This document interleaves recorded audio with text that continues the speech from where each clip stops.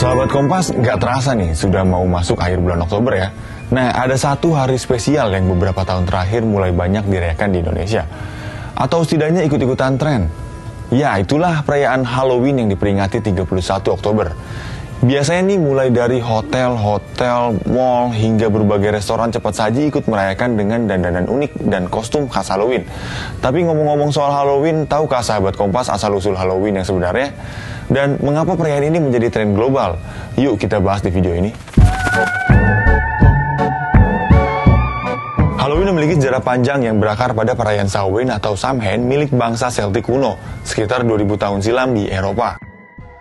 Bangsa Celtic yang sebagian besar tinggal di Eropa Barat Laut seperti Irlandia, Skotlandia, dan Inggris merayakan Samhain sebagai bagian dari kepercayaan spiritual paganisme. Perayaan Samhain menandai berakhirnya musim panen dan dimulainya musim dingin, sekaligus menandai tahun baru Celtic.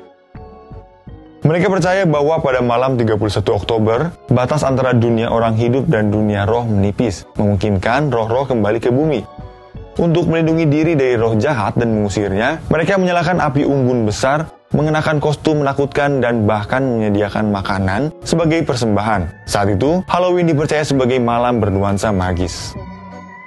Kemudian pada abad ke-8, Gereja Katolik mencoba mengubah tradisi pagan ini. Paus Gregorius III menetapkan 1 November sebagai All Saints Day atau Hari Semua Orang Kudus, di mana malam sebelumnya, 31 Oktober, adalah All Hallows Eve atau Evening, yang kemudian lambat laun membentuk kata Halloween.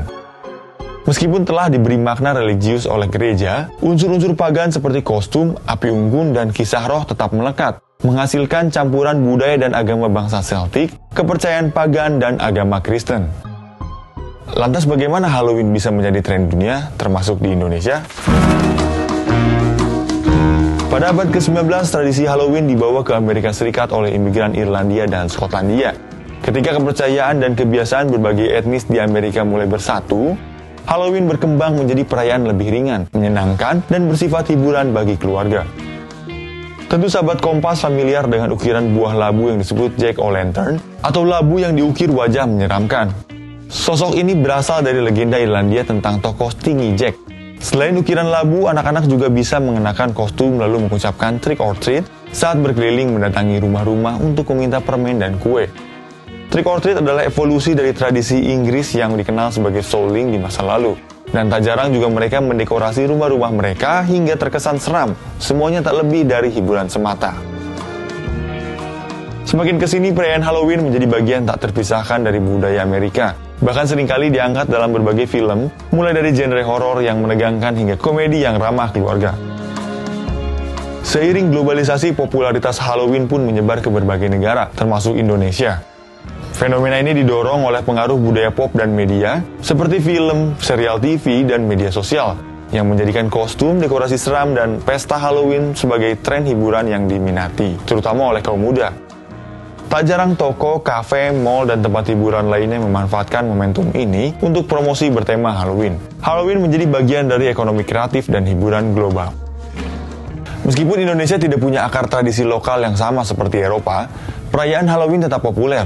Banyak anak muda mengekspresikannya dengan menggunakan kostum horor, tokoh film, dan mengenakan make up menyeramkan maupun lucu untuk menghadiri event-event bertema Halloween atau sekedar mengunggah di status media sosial.